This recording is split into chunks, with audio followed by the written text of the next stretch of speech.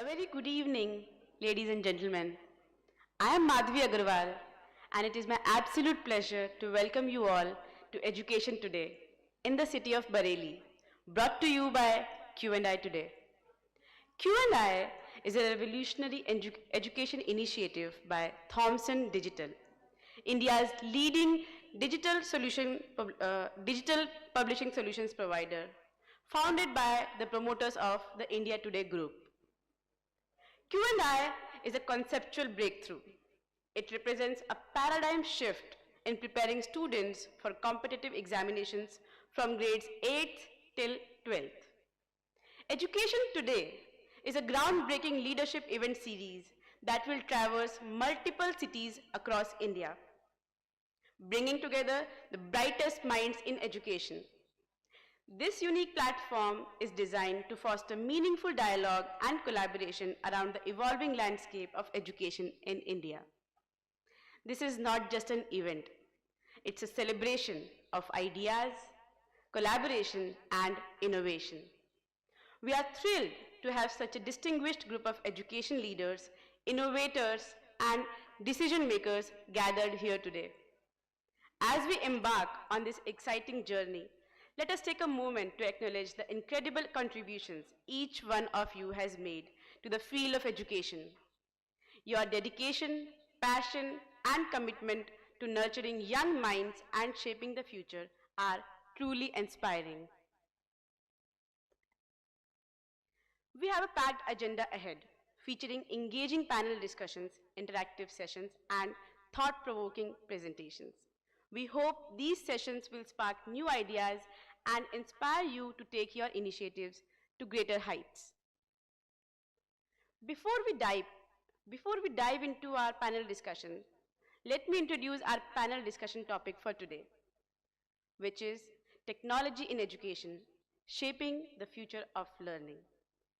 We are honored to have an esteemed panel of speakers for this discussion.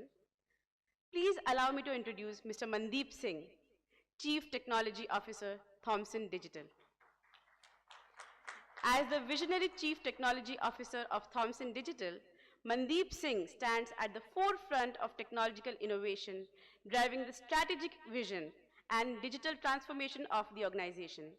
With extensive experience spanning over 24 years, Mandeep has a deep understanding of emerging technologies such as AI, cloud computing, and cybersecurity, enabling the development of transformative products and platforms. Mandeep holds a bachelor's degree in electronics engineering from the prestigious National Institute of Technology, Rourkela, complemented by MBA in operations and finance from one of the leading B schools in India, MDI, Gurgaon. Now please welcome our distinguished panelists who represent some of the finest schools in the city. Please welcome Mr. IPS Chauhan, Principal, DRS International School. Dr. Sheel Saxena, Principal, Shri Gulab Rai Montessori School.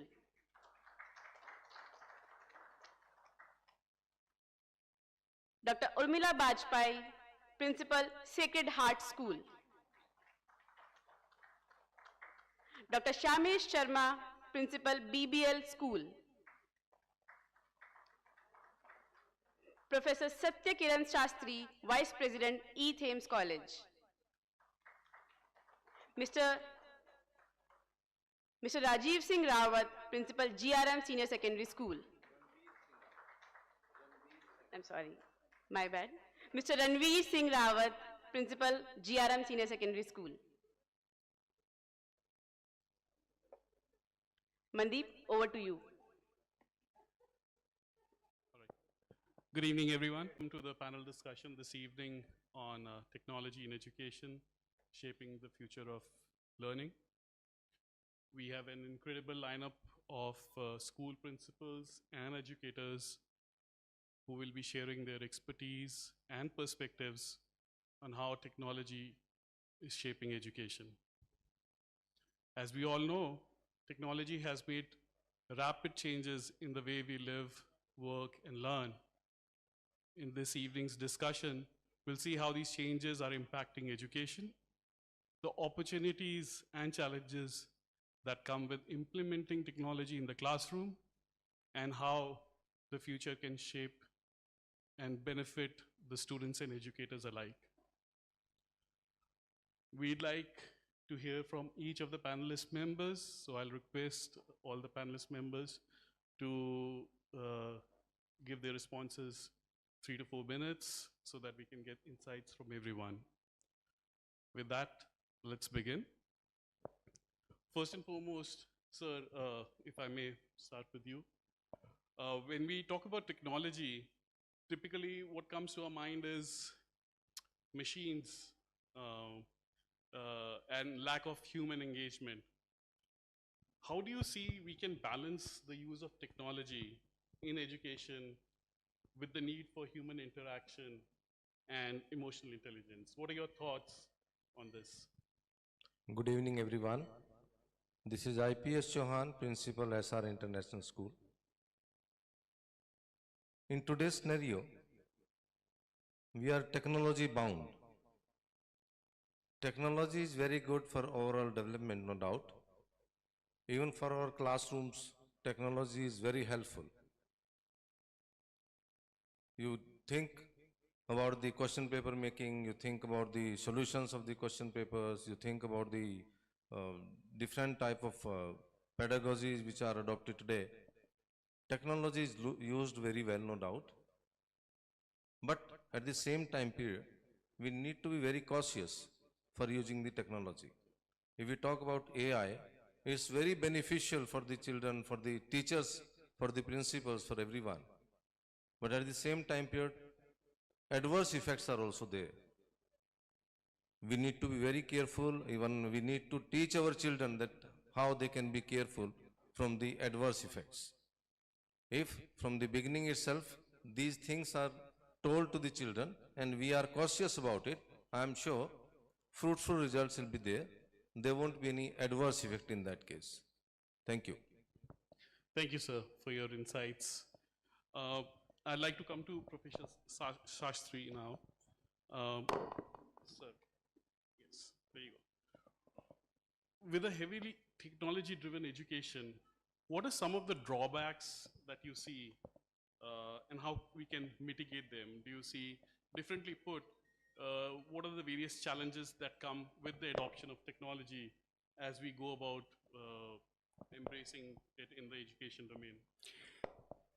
Mandipji, allow me a couple of minutes. About 10 days ago, I was at the Global AI Summit in Hyderabad, a major AI summit that was headlined by a Silicon Valley futurist by name Peter Diamandis. And much of what I'm going to share with you is courtesy of his opinion that I heard there. We are entering a very interesting period called the Fifth Industrial Revolution, where we will encounter three very distinct things that have never been part of our humanity. One is, we call it the AIR phenomena. AIR stands for Artificial Intelligence, Internet of Things, and Robotics. In fact, he was the one who introduced us that we are entering the age of Romans.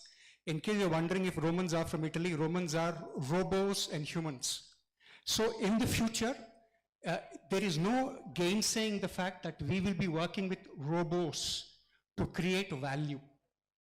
Now, one of the significant things that is required out of teachers and students is not just the application of technology in the classroom, but also the development of what are called socio-emotional and socio-psychological skills.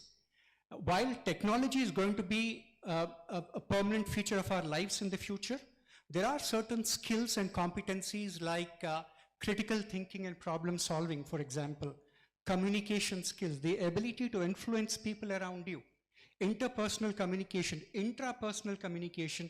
These are very, very important elements of success in the future.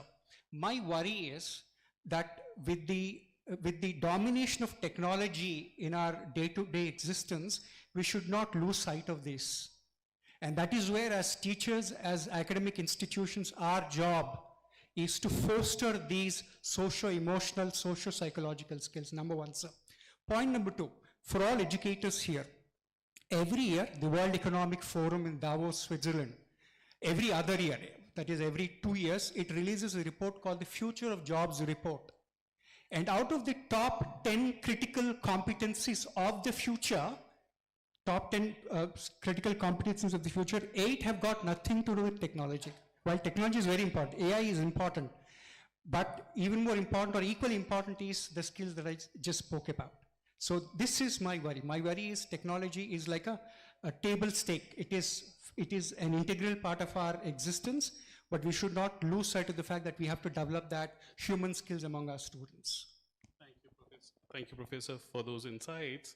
Do you further, just a follow-up, very quick one, do you see some of the challenges in terms of drawbacks that technology can bring with itself, apart from the AI adoption? What could be some of the other challenges that we should factor in as we go about adopting technology? Right. So I came a little early and I was looking at the testimonial given by the students here. Let me take 20, 30 seconds. The education system, the Indian education system has been accused of treating every student like they were one entity. Education works, there is no one size fits all as far as education is concerned, right? Each student has a different way, different speed, and different manner in which he learns. So first of all, I'm glad that your product actually solves for that, right? It does not treat everyone as an equal speed learner. With regard to the challenge of AI, as I said, sir, ultimately it goes back, how do you say, ultimately, in a world of technology which is going to make all of us alike, how do you nurture that uniqueness among students and bring out their best? Ultimately, that's what teachers have to do. So teachers also have to be equipped with the tools and the mindsets, more importantly, to treat each student as unique and find ways of bringing out the best in him. Thank you, sir. Next, I'll move over to you, ma'am. I have something to add to this. As you said, what are the drawbacks of the technology? Good evening, everyone. One of the biggest drawback is that the technology can make us intelligent, but it cannot teach us care. Like if you talk about a robo-nurse, right? No, robo-nurse do not have any emotions. So technology has to be in a very balanced way. And second worry that I have with this upcoming technology is the data of the student and other organization which is being shared with the different such facility provider. So this data, if accumulated and falls in some in different hands, and it can be used in different manners. So I feel that technology should be developed in such a way that this data is confined and not distributed to the different people, or it should not reach such hands where this data can be used in a negative manner. Thank you, sir. I think clearly in today's world, digital security is of paramount importance, and that's what you're referring to with the cyber security taking key precedence as we go about adopting technology. Thank you for those insights. Ma'am, if I can come to you. How do you see that we can go about addressing the digital divide to ensure that all students have equal access to technology-driven education? What are some of the things that we can do? Sure. Good evening, everyone. This is Dr. Urmila Vajpayee, Principal, Sacred Heart School. First of all, I'd like to say that as we all know, science is a good servant but a bad master. So we have to, as educators, see that we are using science as our servant only. No class is possible these days without AI, and future belongs to AI. But we have to be very, very sure that whatever we are giving to our children is actually monitored also. AI has rather made our classes innovative, fun, and whatnot. It has increased our efficiency also. But now we have to see that this technology reaches all our students. And for that, see, still the things are still costly for many of the children. We are Indians. We know that everybody cannot have access to that. So what I feel, we can have some clubs or some community centers where all the children on subsidized rates also, they can be provided with the facilities. Peer learning is another thing.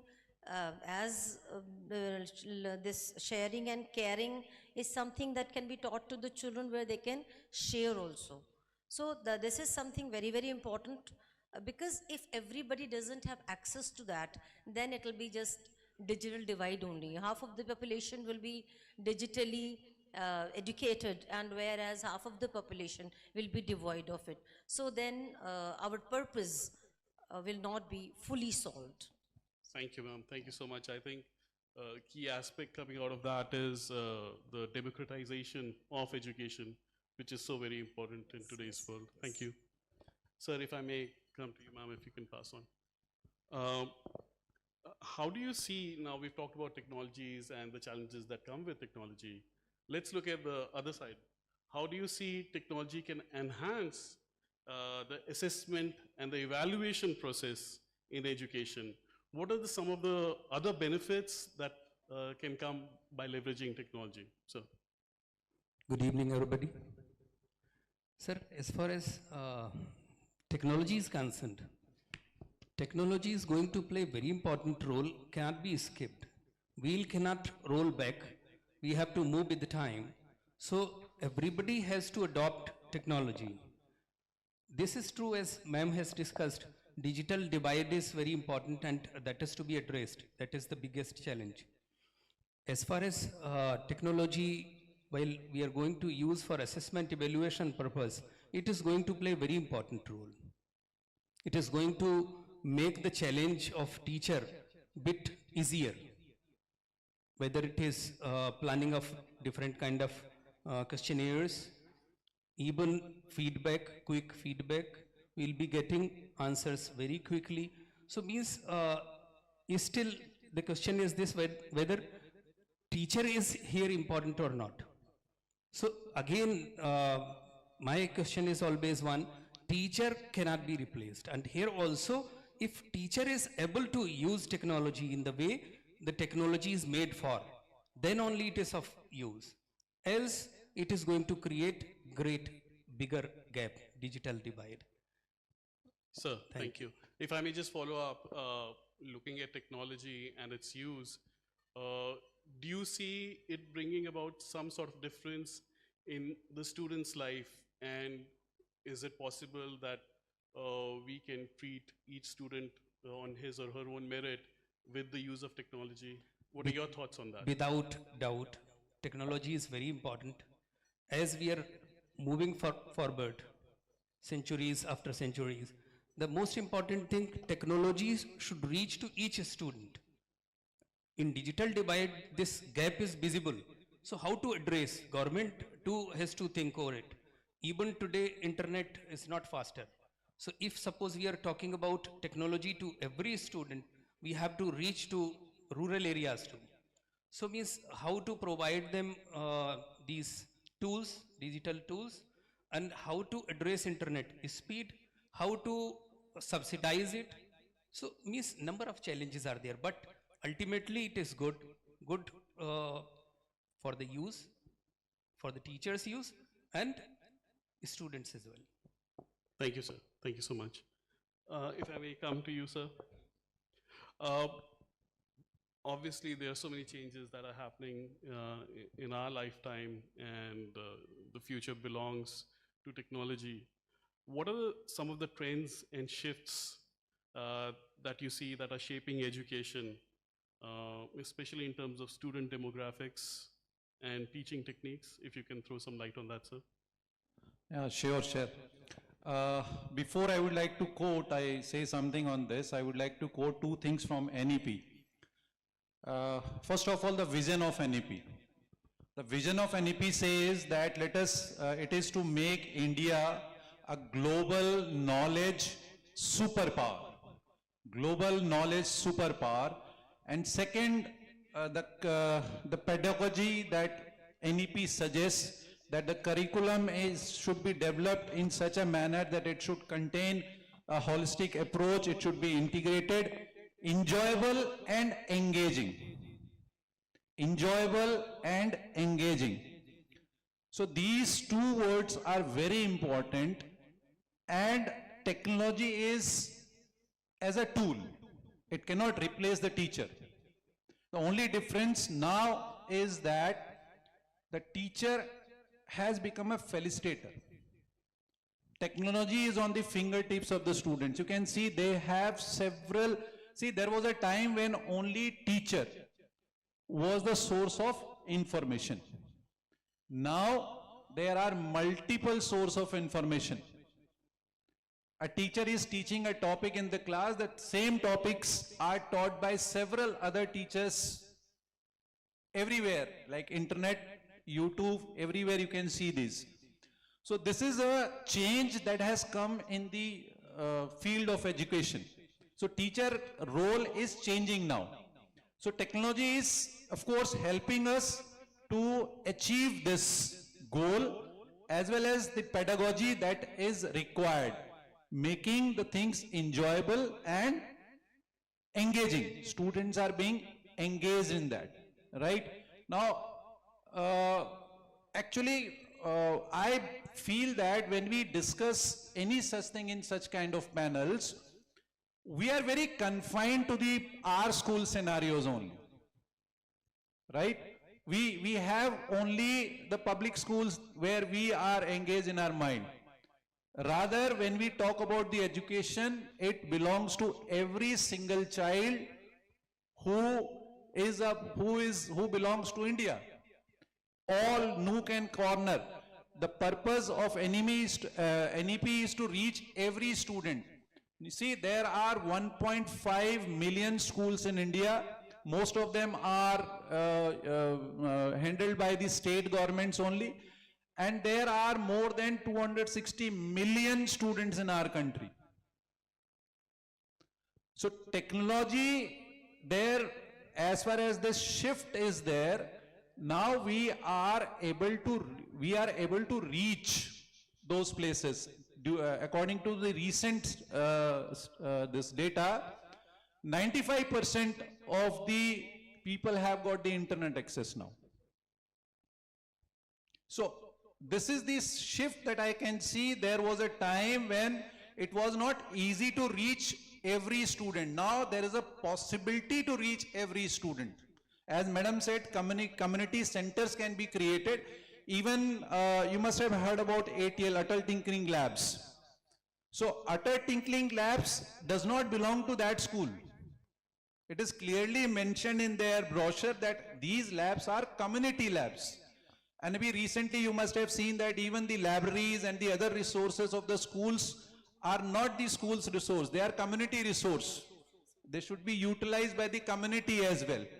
So there is a shift that now with the help of technology, we can reach to every child. If any mechanism is developed, every child can be taught through this technology, and we can really achieve the vision, the goal of the NEP, that is to make India a knowledgeable superpower and to become the Vishwaguru.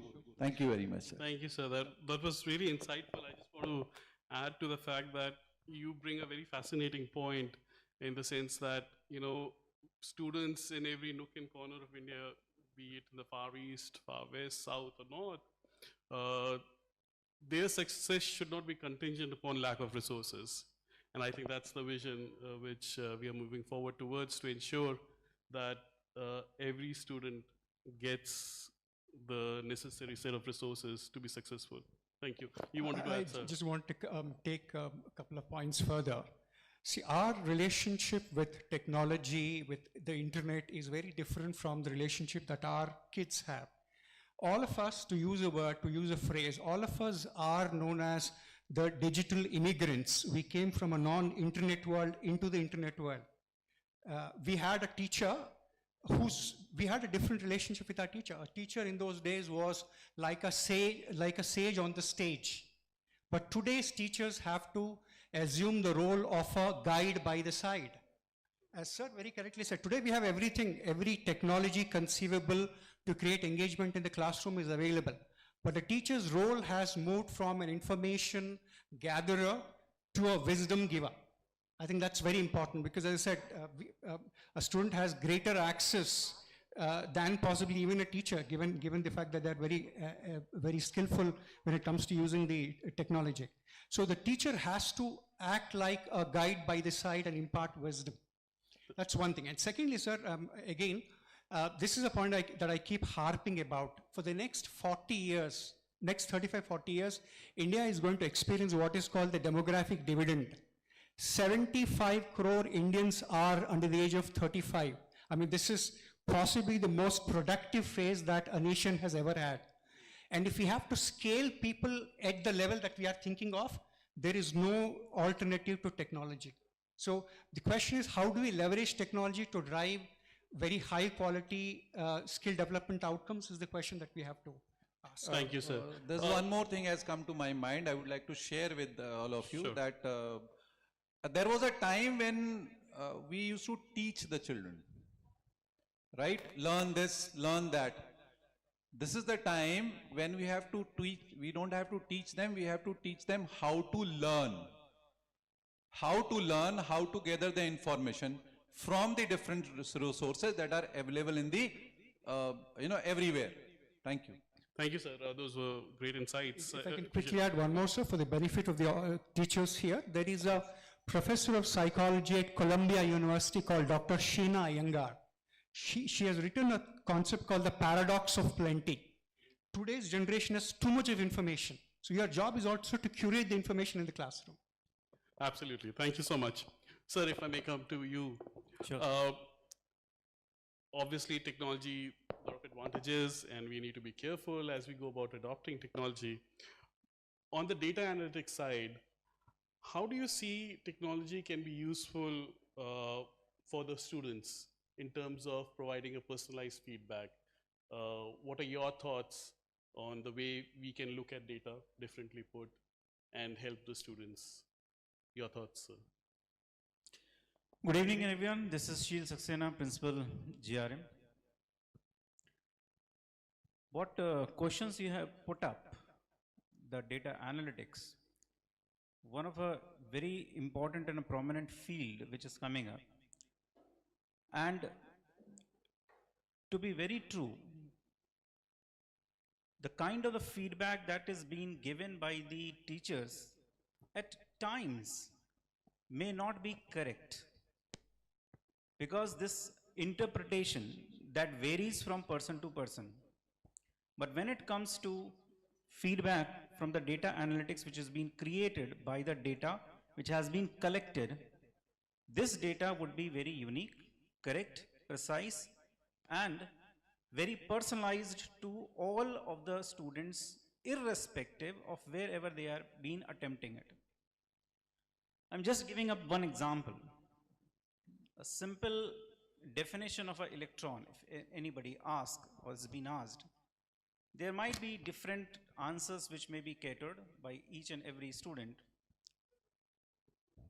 And the data that we collect, on the basis of that, a personalized analytics may be given and the correct answers may be identified.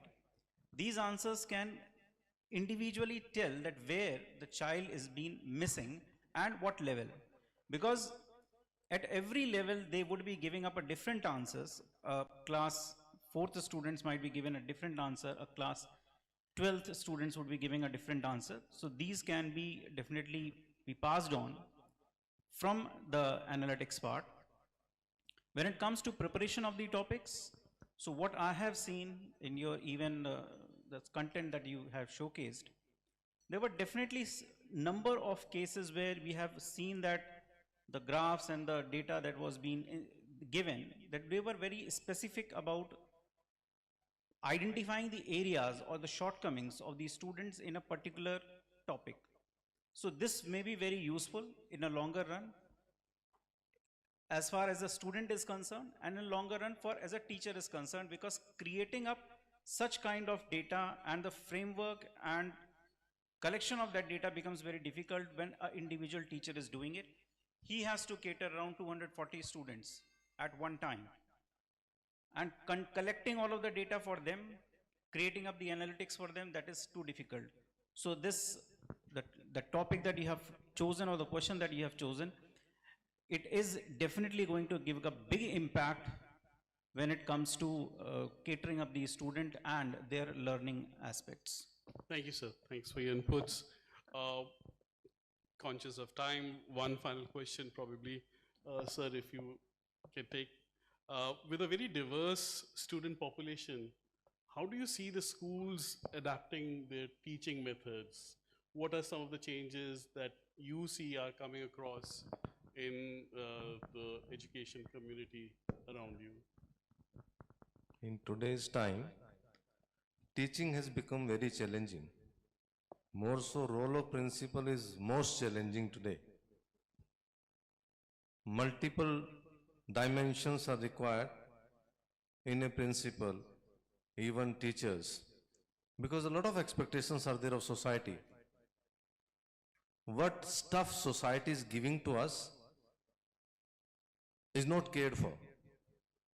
What we are giving back, that is being analyzed. So, in today, you see a lot of exposure is there of children, more so after Corona. Mobiles are given by the time in their hands, and they have a lot of divergence as well. But still, they are to be brought back to the studies. In maximum cases, the children are not much interested in studies. They are being forced by parents, by teachers, by schools, that you have to produce a wonderful result, this and that.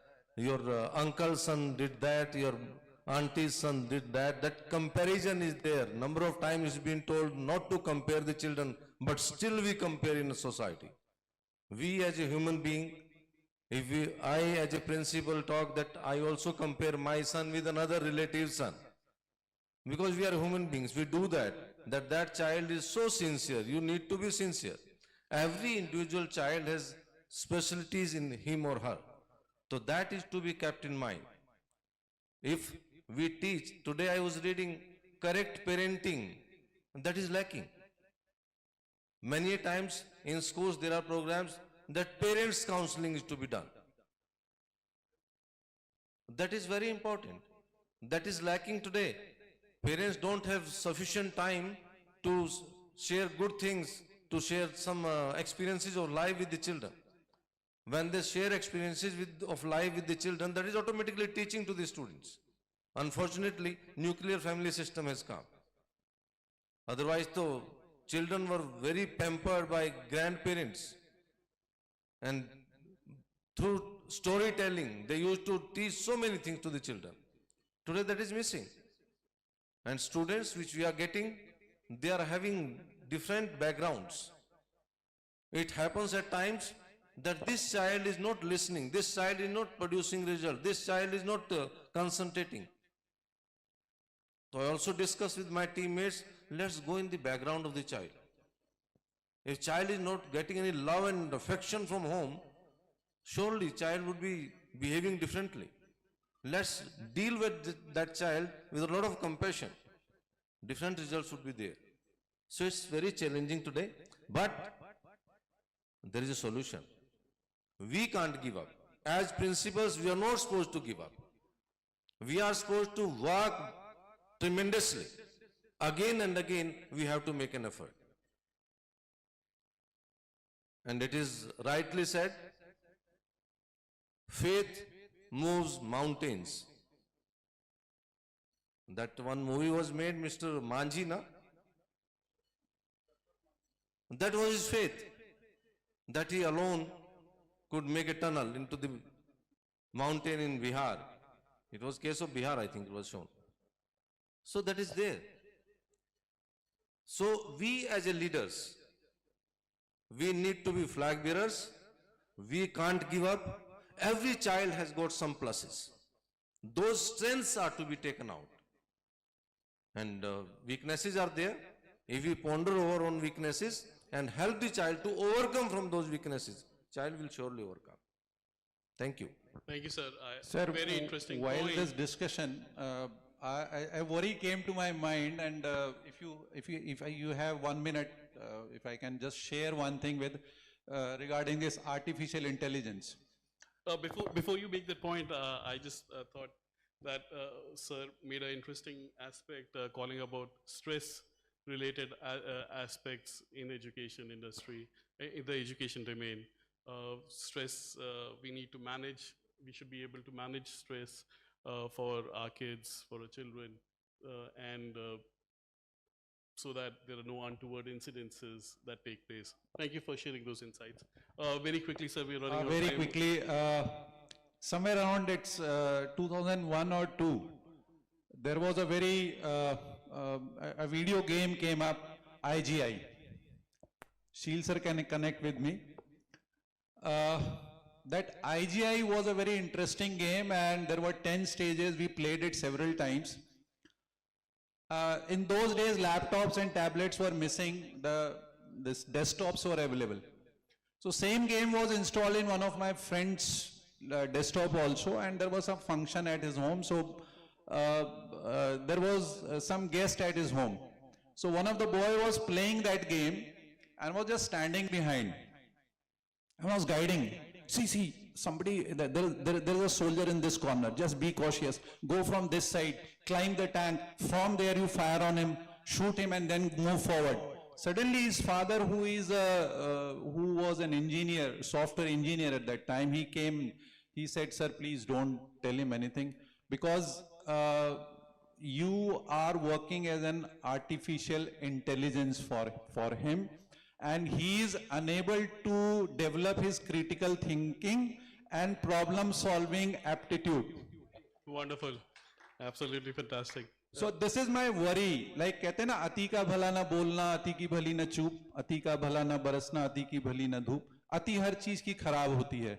So if this technology or the AI involves in more than required in our life, because now most of the time things are copy paste. You give them a project, they just copy and paste it. Chat GPT and this kind of softwares are available. Even if you have to write a leave application, so they're just taking the help of that. I feel that we have to cater these things, and because this is also one of the aspects of NEP, to develop critical thinking and problem solving. That is one of the most important things that our students should develop. Thank you very much. Thank you. Okay, let's move forward. Ladies and gentlemen, we have two more panelists with us. Please welcome Mr. Rajiv Pandey, Director, Rosie Public School, and Ms. Jasmeet Sahni, Principal, Bedi International School. Thank you. Okay. Moving forward, now I'll open this discussion to the floor. If there are any questions, any thoughts, anyone in the audience would like to share or ask our panelists, feel free to do so now. By a raise of hands, we'll bring the mic to you.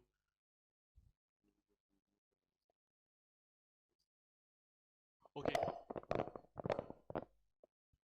Anune, can you help take the mic to the gentleman? Yeah. And I'll request Ms. Sani if you could take this question. Just the mic if you can take it. Thank you. Hello, good evening, everybody. Actually, I have the thought. There are so many suicide cases. I mean, you look for IITs. Numbers I might not be, they might not be there with me, but over a period of years, there has been hundreds of suicides in IITs, and such other premium institutes are there. Could the educationists, comment on why anybody cracking IIT, a child is forced to commit suicide? Why that happens? Are the schools to be blamed for that? Or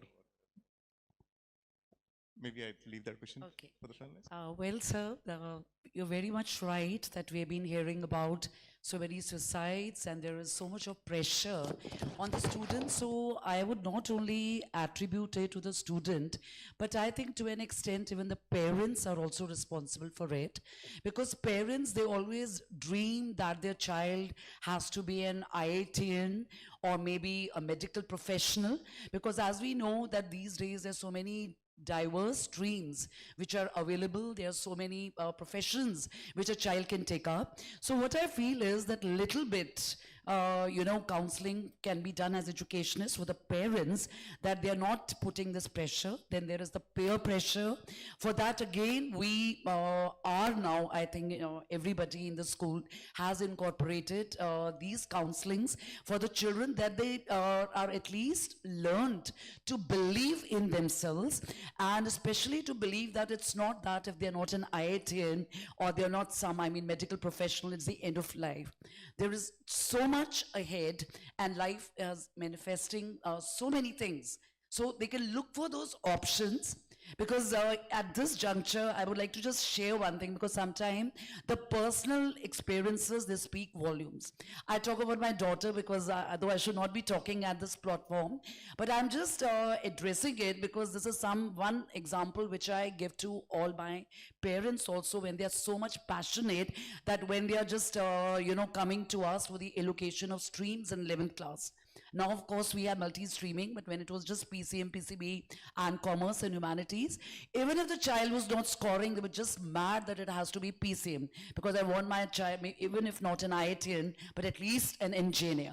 So I talk about my daughter. She did her 12th from PCM, and the day she had a mathematics paper, it so happened that wherever the exam center was there, the room was changed, where she had been going to the earlier exams, and there maybe the teachers or whosoever was on duty, they told, okay, go to that room.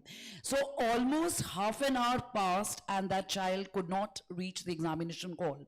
Obviously, the maths paper would have been a disaster. She came back home, she tore the mathematics paper, and she was just in tears. And that time, mathematics was just the second paper. So she still had another 3 exams to go.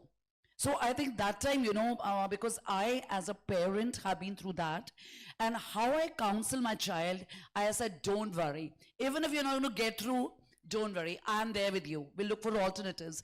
So at that juncture, though my child was a scorer between 80s and 90s, but on that particular day, I just face that fear that my child may even fail in the exams. Because maths paper, she said, I really don't know what I've done in it.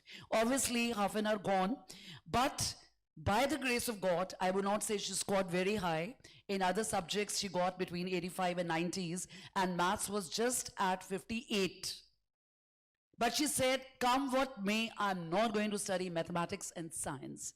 She was, of course, she done a 12th from PCM, so there was a big, search what to do. And of course, as everybody suggests, arey girl hai, fashion designing kara lijiye, aur kya karayenge, yeah, whatever something, textile designing kara lijiye. So this, as a, mother, I felt ki my child who had such big dreams, or aaj ek aisi situation aa gayi hai, when everybody is suggesting like this, and at this juncture, I never forget, Alpna Joshi ma'am is sitting right over here. She came to my help, because her daughter also had graduated in French. So she said, why don't you just, take your child to opt for some foreign languages? Because she did have a good command on English language as well, because maybe that was something genetic, because my subject is also English, so my kids did have a good command on that. So I just said, okay, you go to foreign languages. So she said, okay, I'll go for foreign languages, but only if I'm going to get into the foreign school of College of Languages in Hyderabad, or it is going to be JNU, nothing else. So I said, no worry, you start preparing. And when she just appeared for there, she could not get through. She could not get through, so she was again in a dilemma. I said, no worries, you take up your admission in DU, because her what a cutout was there that was qualified for that. So I said, you go into English honors. 6 months, that child, she did English honors. After 6 months, she again reappeared for JNU, and she got through Spanish honors. And today I'm very happy to say she not only did her Spanish honors, she was qualified during the corona only, she was qualified in a government project, and 2 years she was sent to Spain, and now she's in Belgium, and she's pursuing her master's in multilinguistics from Brussels University. University of Brussels. So I think, it happened. So what I'm saying is maybe when she had taken PCM, I also wanted to see her as an IITian. So that was the point why I as a parent shared my personal experience that I think, we as educationists can definitely make differences. We can just counsel parents and even counsel the children that it's not the end of life. Thank you, ma'am. Thank you so much. Totally agree. I just take 1 more minute. Totally agree, ma'am. But my question was misunderstood. I'm talking about those students who have been selected in IITs. They are committing suicides. Okay. Is there this system to be blamed for this?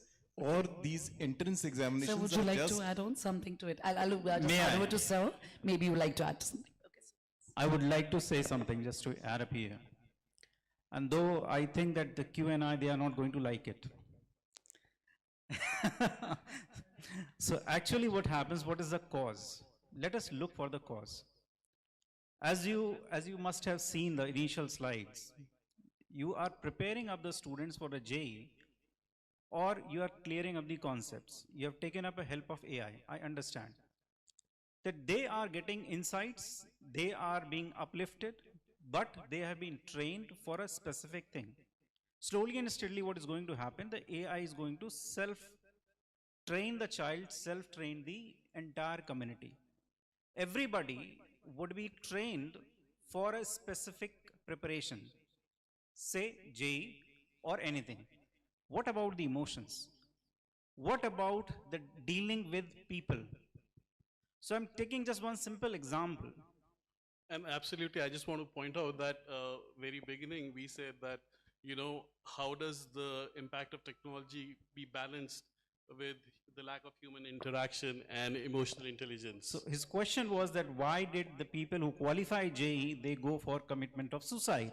I think another aspect. So this is something that has already been said. Means if everybody has observed a Three Idiots movie, they have seen the Three Idiots movie, I think that this was very much clear. Point is that these trainings or AIs, they are also would be one of the causes, because socially now the student would be only fixed with the screen. So as if you are giving up such kind of exposures, students would be only specified with the kind of the preparation which is highly specific with their skills. So their skill, if they have to go for a JEE, so they would be prepared only for JEE, neglecting everything behind. I as a principal get a many number of times I get a complaint when the students come up and they say that, sir, this particular child is calling my surname, calling anybody by a surname, and he is being offended. Try to understand. Everybody is being offended by little things, and that is the cause. Road rages, everything which is happening, the cause is this. They were never humiliated now. So they will never be. AI is not going to humiliate. Okay, I want to thank you for your inputs, and I think inadvertently we as parents put our expectations on our children instead of listening to what they want to do. And it takes courage to share personal experiences, so thank you, ma'am. I think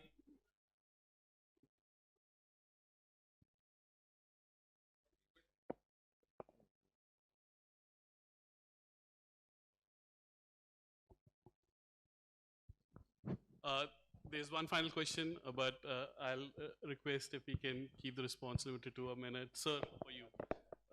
This is not a question, rather. I just want to answer the question the sir has asked.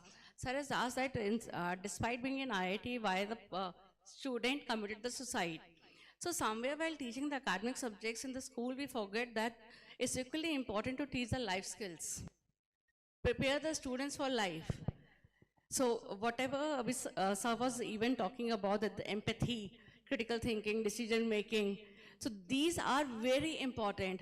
If the life skills are being taught along with the academic subjects, somewhere the students will be able to take their decisions despite the pressure of the school, of the parents, of the teachers. So that's why it's very important to focus on the life skills during the schooling. Thank you, ma'am. Thank you for sharing your thoughts. Should Please, I? sir, go ahead. What I feel is, this is my opinion, and I am going with the data now. As sir has asked for the question, that the question was framed like this: that why the students are committing suicide once they make into the IITs. Sir, if you go and check with the data around, you will be finding more of those students who have not been with the formal schooling.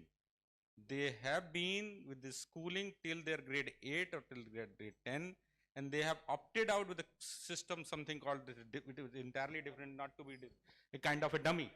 Yeah, it's a kind of a dummy.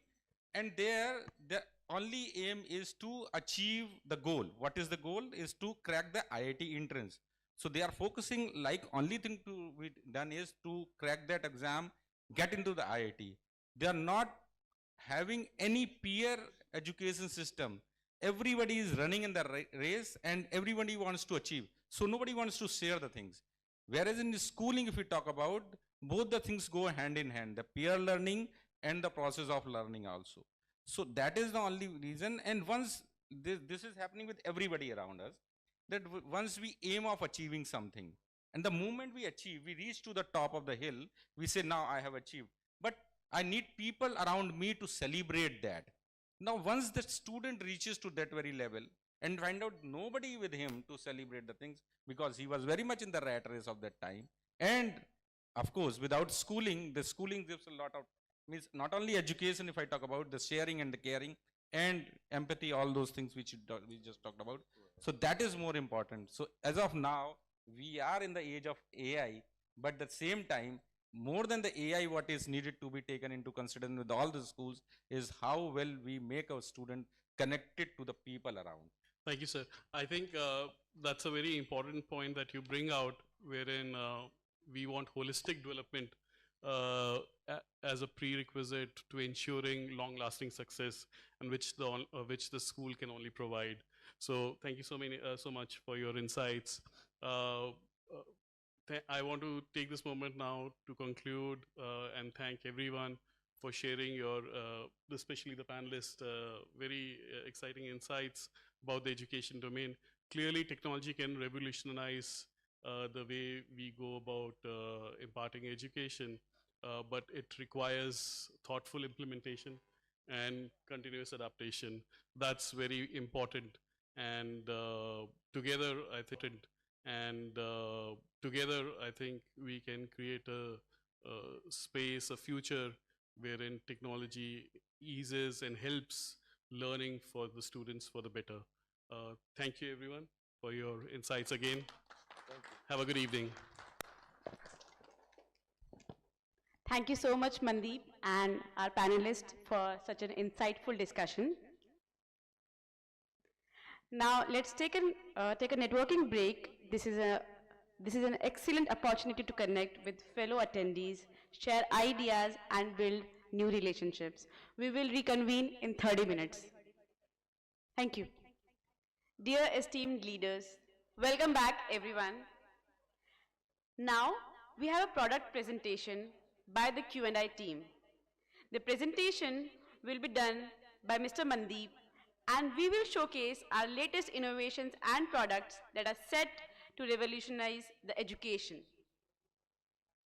Please join me in welcoming Mr. Mandeep on the stage.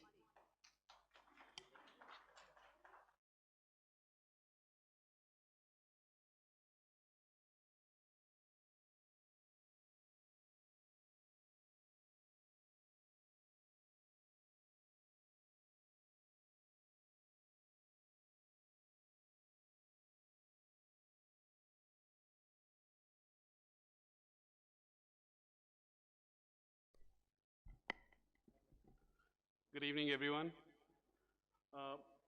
It's a privilege to be here, standing in front of this august gathering of leaders in the education domain. I want to begin by recognizing all the people who have helped you achieve this level of success. The parents, the grandparents, brothers and sisters, relatives, of course the spouse, who have loved you all the way and stood behind you every step of the way. So here's thank you to the family. Next, I want to acknowledge you, for you have treated teaching not as a job, but as a passion, as a calling. You decided that you would not be defined by where you come from, but rather where you want to go, by the dreams you wish to fulfill, by the goals that you wish to achieve.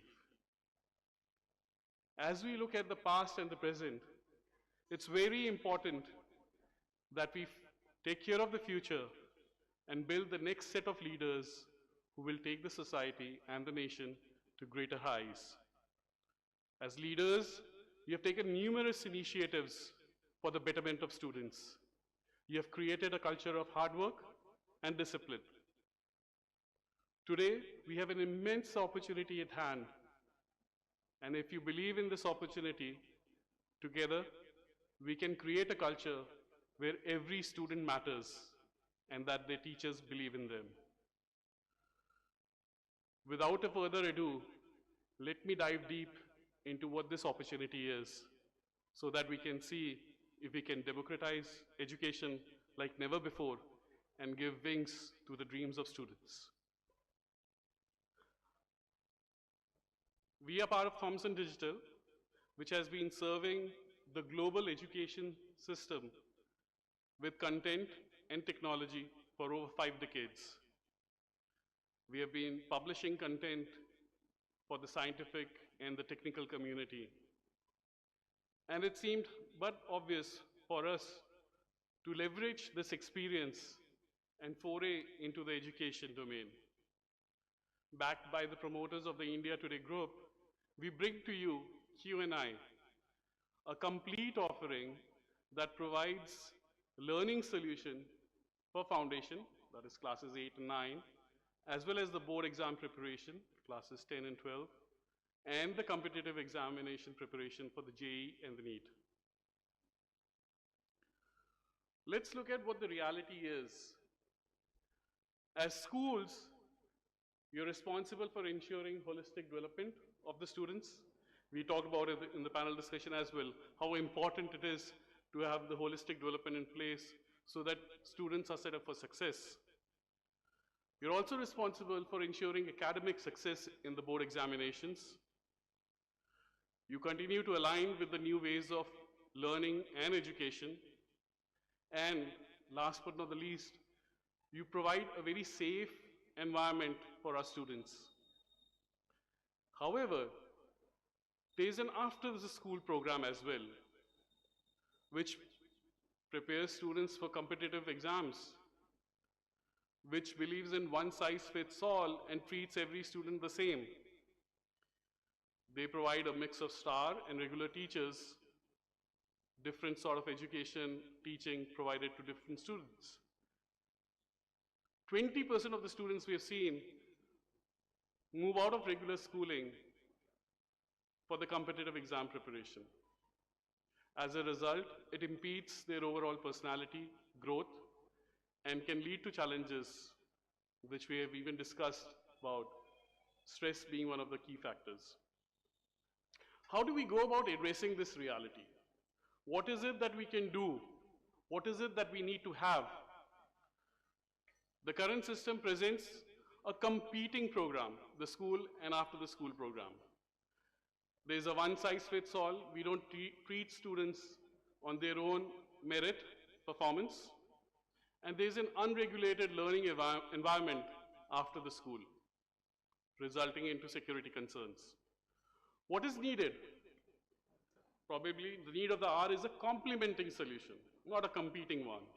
A solution that works with the school for the benefit of the students. A program that helps the school help the student achieve success in the competitive exams. There's individual student focus and of course the benefits of a safe and secure environment. How do we go about bringing this reality into shape? We present to you Q&I. Q&I is in collaboration with the school. It's a program which is integrated learning program at school for the board competitive success. It also helps students prepare for the competition exams, ensuring that there is safe and secure environment working with the school. Additionally, it provides opportunities for the teachers in the school to upskill and reduces the burden as well, as the burden gets shared with Q&I. Q&I also ensures that there's a personalized focus on individual student, and we'll just see shortly how. It is through the technology that Q&I brings, we can have improved results and higher student retention. One of the key things that is important to the school, the retention of students, attract new students with success, and adoption of technology to stand out. Now let's delve deeper into what Q&I is. Q&I is a platform which begins by understanding where each and every student stands. It starts off by an adaptive assessment. And when I say an adaptive assessment, what I mean is it calibrates its own exam at by the level at which the student stands. So not every student will get the same exam. Based on the responses of the student, the level of difficulty will change. That's what adaptive is. So that we can give a personalized reporting and assessment of where the student stands right after class 10. This helps us ensure what is the sort of a bridge course that we can bring in for specific students, basis their performance in the diagnostic test. So, from the very beginning itself, what is Q&I doing? Q&I is looking at individual performance levels and ensuring that all the students come to par to take on the studies further. That's step number one. Now, next, how do we imbibe or bring Q&I into the everyday learning? There are two models in place. One is the on-site model and the other is the hybrid model. The on-site model is where Q&I teaching members are physically present at the school, working with the students and imparting education on the competitive exams and aligning with the school curriculum so that both the board exam as well as the competitive success is taken care of. It's not one thing, but both the things. In the hybrid model, the solution is imparted from a centralized location online, and we obviously have the school teacher with whom we collaborate present in the class. So those are the two models that we have in play. Now, once you take the Q&I platform, it is a series of adaptive assessments and practice tests for each of the subjects, maths, physics, chemistry for JEE, and then botany and zoology for NEET. The tests are not at a chapter level, they are at a chapter level, but they're also at a topic level, so that we ensure that the student grasps the knowledge at a topic level and ensures that he or she has necessary understanding to succeed in the competitive exam. Again, all these tests on the Q&A platform are adaptive in nature. What I mean by adaptive again is, there is a level of difficulty that we have defined from levels 1 to 27, with 27 being the highest level of difficulty. And the idea that we have taken these 27 levels is that the movement from one level to the other level is a seamless movement for the student. It should not be an overwhelming movement for the student if we had just classified between low, medium, and high complexity. We want to take a gradual journey for the students as they prepare for the exams and the board exams. So these adaptive assessments continue day in, day out as the student practices, and their performance is calibrated and captured in the form of proficiency. Additionally, Q&I brings deep analytics into play. Now, it would be so important and helpful, just like Google Maps is, if we could identify how long would it take for us to reach from destination 1 to destination 2. We have created a similar progress journey, a progress journey map, just like Google Maps, so that a student understands where he or she stands in the journey towards cracking the JEE or the NEET examination. Think about it.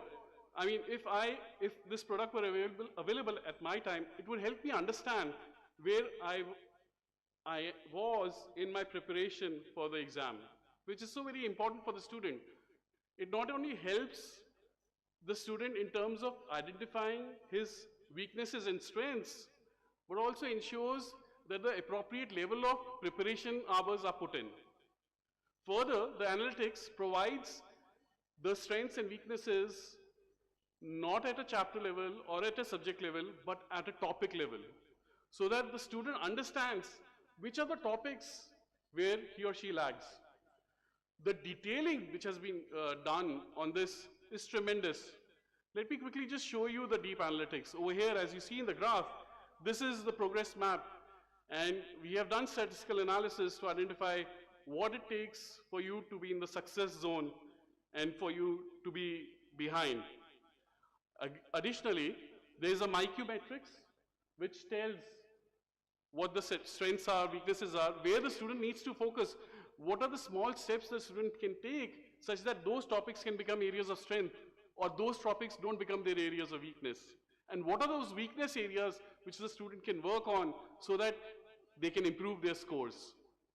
So this detailing which has happened at the topic level, plus the personalization in terms of adaptive assessments, helps each and every student understand where they stand in their journey for preparation of JEE and NEET exams, which is very important. So if we look at the loop, we started off a diagnostic test to assess where the student is, prepare a bridge course, collaborate with the school to have an on-site or a hybrid model aligned with the school curriculum, ensuring a safe environment for the student. We ensured adaptive practice assessments across JEE and NEET exams, supported with deep analytics to ensure student understands where he or she is. And then, to close the loop, we also have a feature and a facility which helps us understand what are the students who require certain specific tutorials, and that too not one size fits all.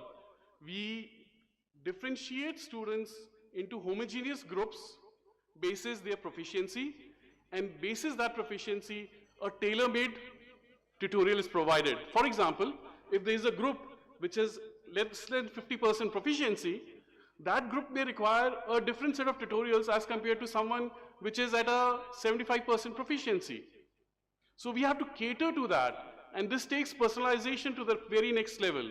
So we have 3 such categorizations to help ensure that we are helping the student move forward, improving their proficiency as we go by. So that's how the Q&I model in sync with the school model works. Next is in terms of the schools that we have onboarded in the last year, 50 plus, wherein the number of students has been 5,000 plus. The success percentage for us has been 15%, while the industry average is 4%. When we say success percent, we are talking about 90 percentile and above, with the top score of 99.93 percentile achieved in JEE 2024. Here are some of the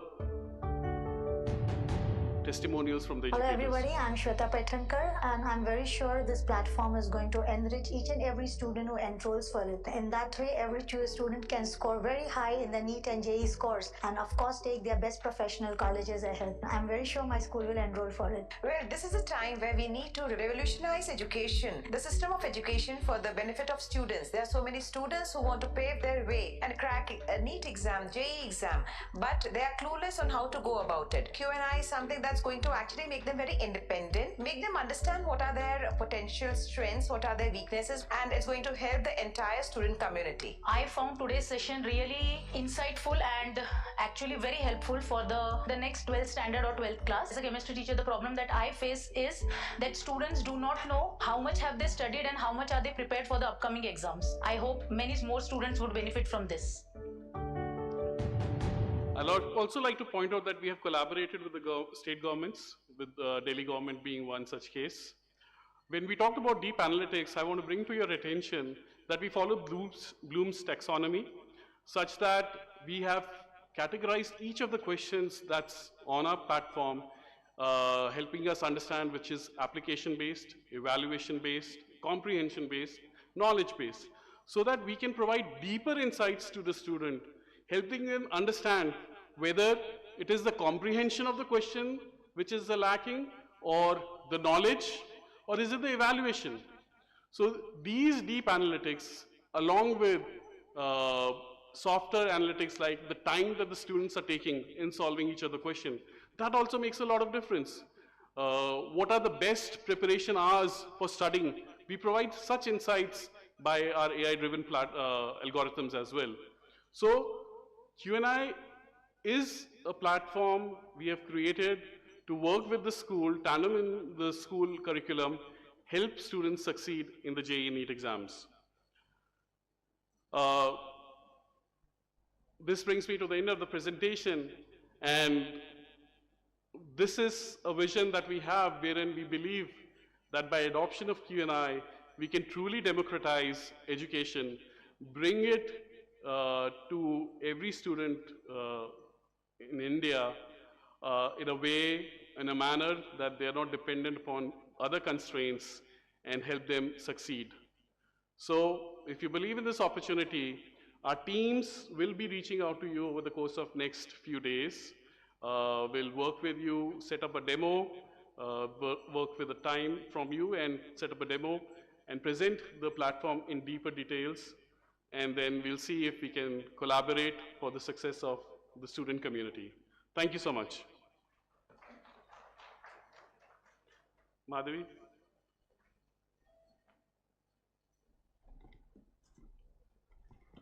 Thank you so much, Mandeep, for such an insightful and informative discussion.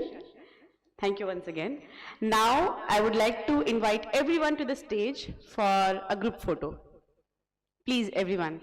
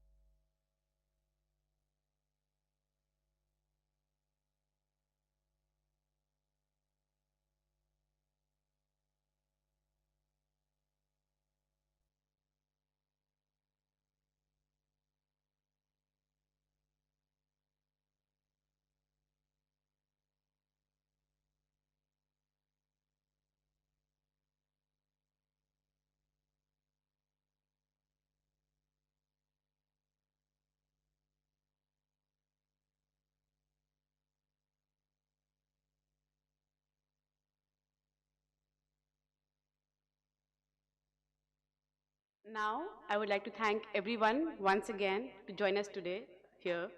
And now, it's time to honor outstanding contributions and achievements in education.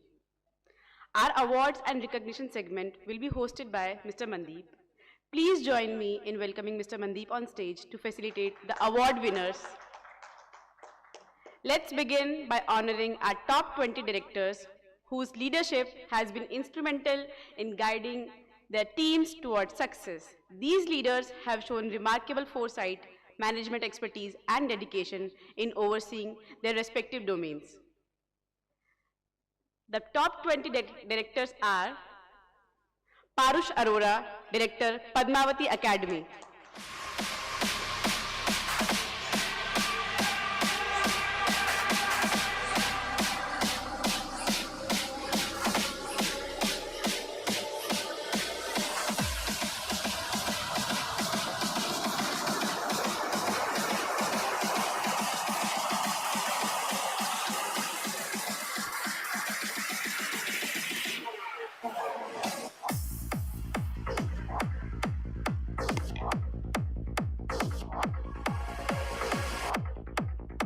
Next we have Ms. Reena Verma, Managing Director, Vinayak International School.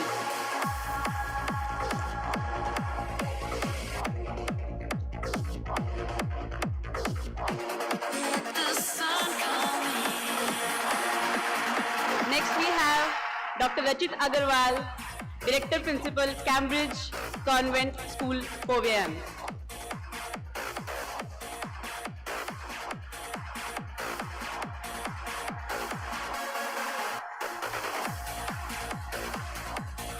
Next we have Mr. Rajiv Mohan Pandey, Director Principal, Rosie Public School.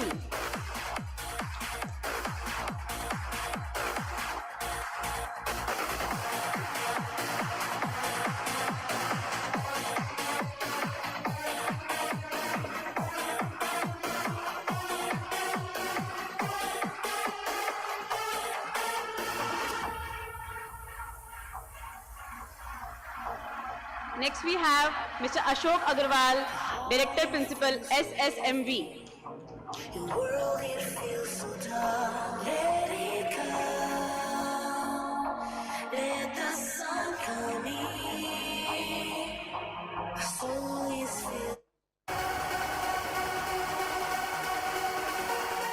Now we have an honorary award to Mr. Satya Kiran Shastri.